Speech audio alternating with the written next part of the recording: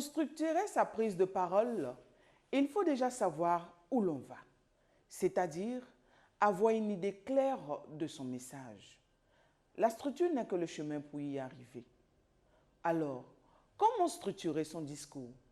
Cela peut paraître évident, mais une allocution qui part dans tous les sens ou mal adaptée en termes de durée, de fond et de forme n'aura que peu de chances d'aboutir à une adhésion du public quant au message qui lui est délivré. Par ailleurs, si vous ne structurez pas convenablement votre discours, vous risquez d'en perdre le fil à un moment ou un autre et vous aurez du mal à capter de nouveau l'attention de votre auditoire. Architecturer votre intervention logiquement vous permettra de dérouler naturellement votre message et de convaincre vos interlocuteurs.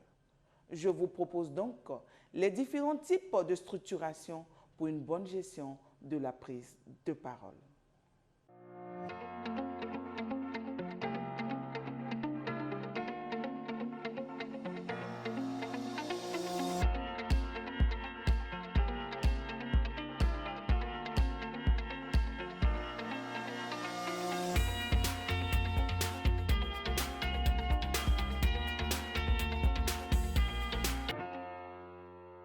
Bonjour, je suis Madame Bayala Dorothée, épouse Maniga, formatrice en prise de parole en public et bienvenue dans cette formation.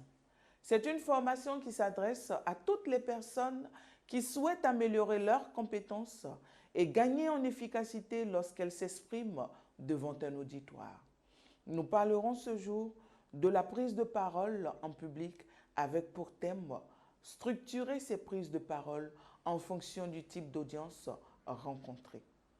Quels sont donc les types de structuration existantes?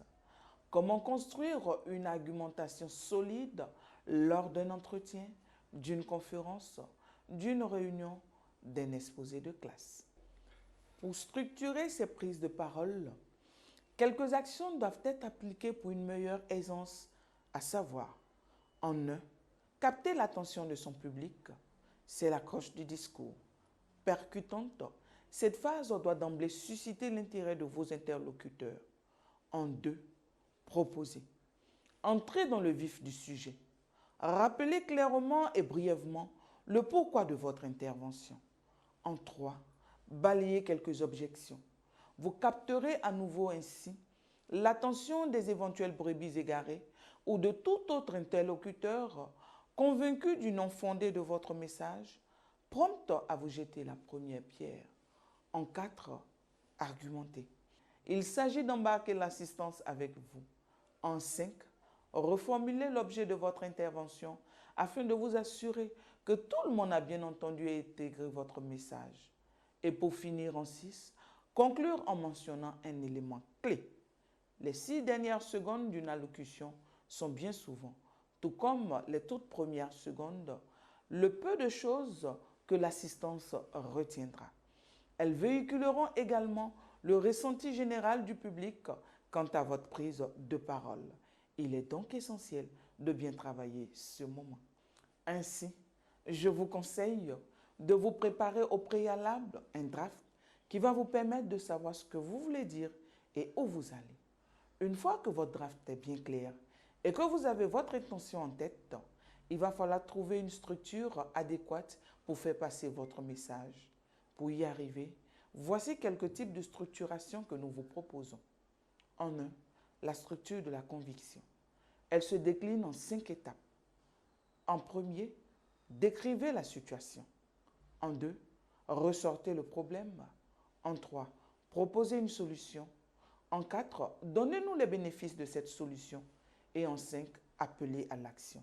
L'objectif de cette structure, c'est de convaincre votre public et de le pousser à l'action. En deux, le storytelling qui se décline également en 5 étapes. En un, restituer la situation initiale, l'héros qui vit dans son quotidien habituel. En deux, ressortir l'élément perturbateur, une rencontre, un événement déclencheur qui perturbe son quotidien et l'appelle à l'aventure. En trois, ce sont les péripéties. Après hésitation, le héros s'engage et vit différentes aventures et épreuves. En quatre, nous aurons le dénouement.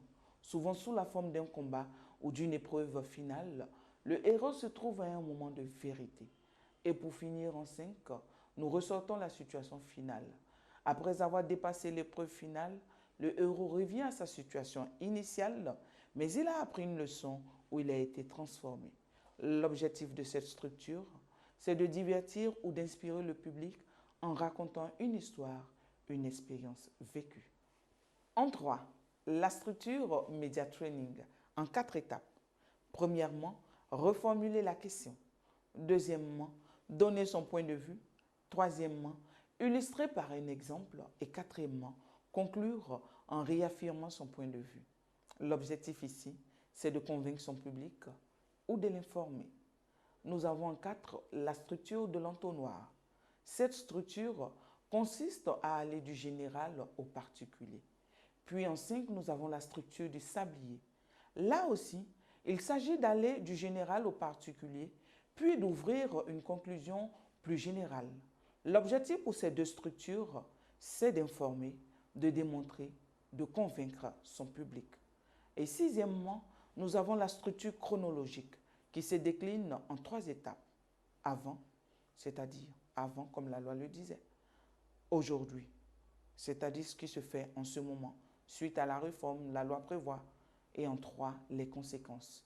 Ce qui va changer pour vous, ce que vous devez désormais faire. Ici, l'objectif, c'est d'informer son public et de pousser son public à l'action. On ne devient pas un bon orateur du jour au lendemain. Cela demande un minimum d'entraînement, notamment lorsque la timidité est l'un de nos traits de caractère. Pour que votre message passe véritablement, vous devez travailler certains aspects de la prise de parole en public que l'on pourrait qualifier de prérequis, bien avant le jour J, afin de les maîtriser parfaitement.